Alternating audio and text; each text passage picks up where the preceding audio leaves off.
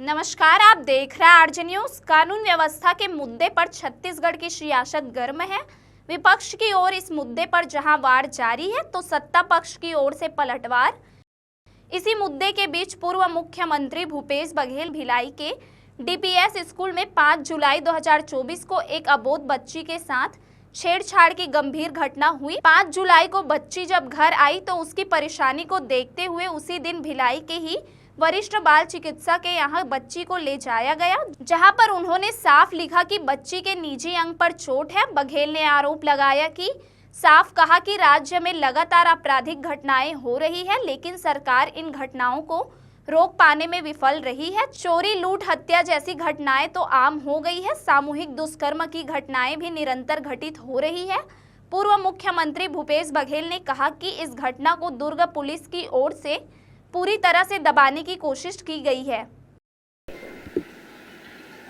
आज पूरे प्रदेश में कानून व्यवस्था की स्थिति बेहद खराब हो चुकी है।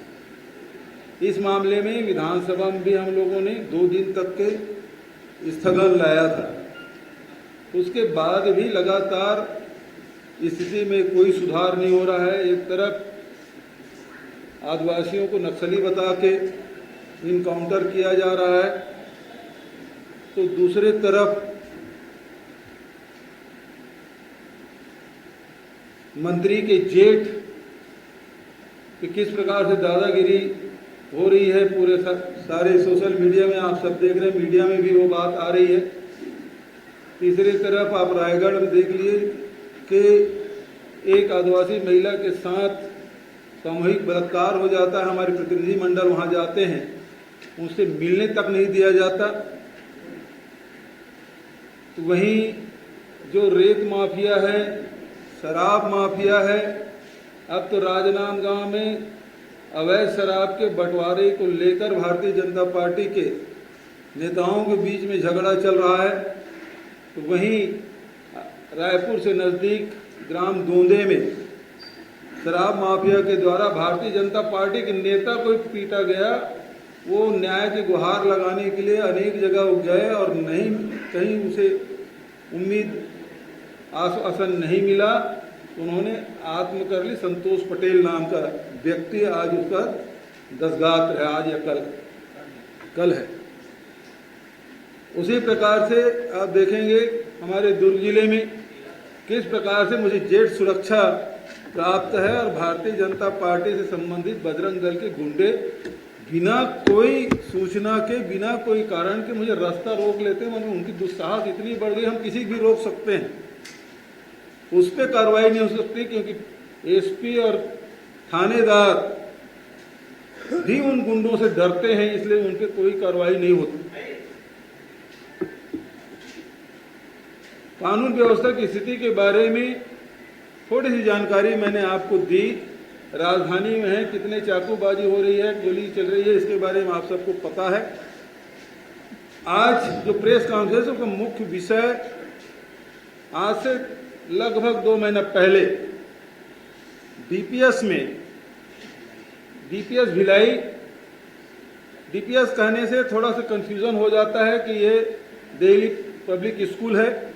ये स्कूल भिलाई स्टील प्लांट के मैनेजमेंट के द्वारा संचालित है।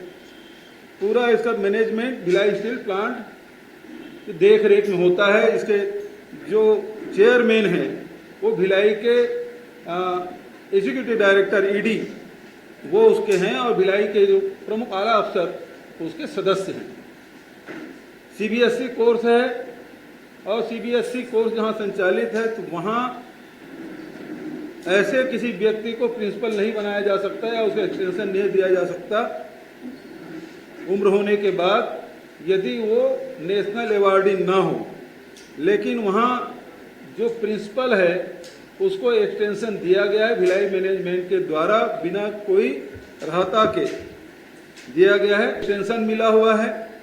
वहाँ की घटना है। वैसे कई बार वहाँ उस डीपीएस स्कूल में अनेक घटनाएं दबी जुबान सुनाई पड़ती है, लेकिन 5 जुलाई की जो घटना घटी, उस घटना में एक 4 साल के अबोध बालिका के स्वास्थ्य खराब होता है और उसके बाद उसके डॉक्टरी जांच की जाती है तो उसमें पाया जाता है कि लिखा हुआ है कि इसके प्राइवेट पार्ट में जख्म है, वो ठीक नहीं होता और 15 दिन बाद 20 तारीख को बीएम शाह हॉस्पिटल में भी उसकी जांच होती है।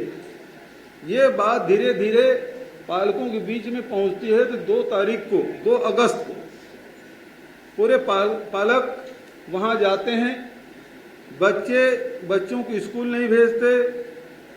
वहां पालक लोग प्रिंसिपल को घेर लेते हैं और प्रिंसिपल ने कहा कि मैंने जांच की है और इसमें कोई अपराध नहीं पाया गया है। शासन की भी जानकारी में आ चुका है।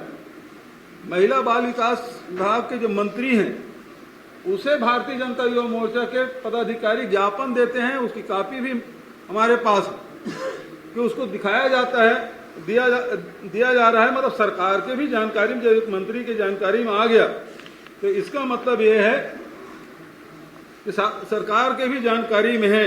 जब इतनी महत्वपूर्ण जो घटना घटी उसके बावजूद भी ये वो कॉपी है लक्ष्मी राजवाड़े जी की, श्रीमती लक्ष्मी राजवाड़े जी को जो ज्ञापन दिया गया वो कॉपी है।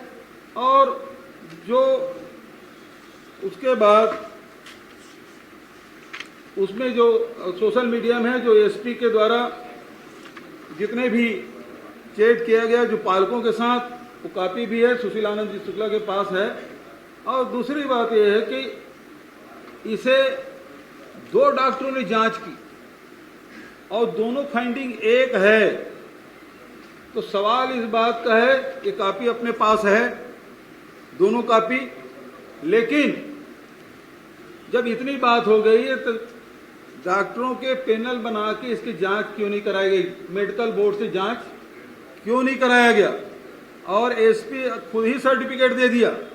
कभी एसपी पालक बन जाता है, कभी वो अधीक्षक बन जाते हैं और कभी वो जज भी बन जाते हैं। उन्होंने फैसला भी दे दिया।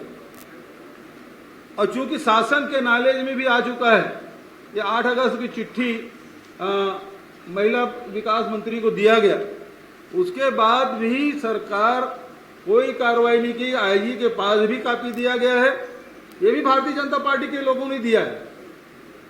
उसके बाद भी इसे दबा दिया गया है।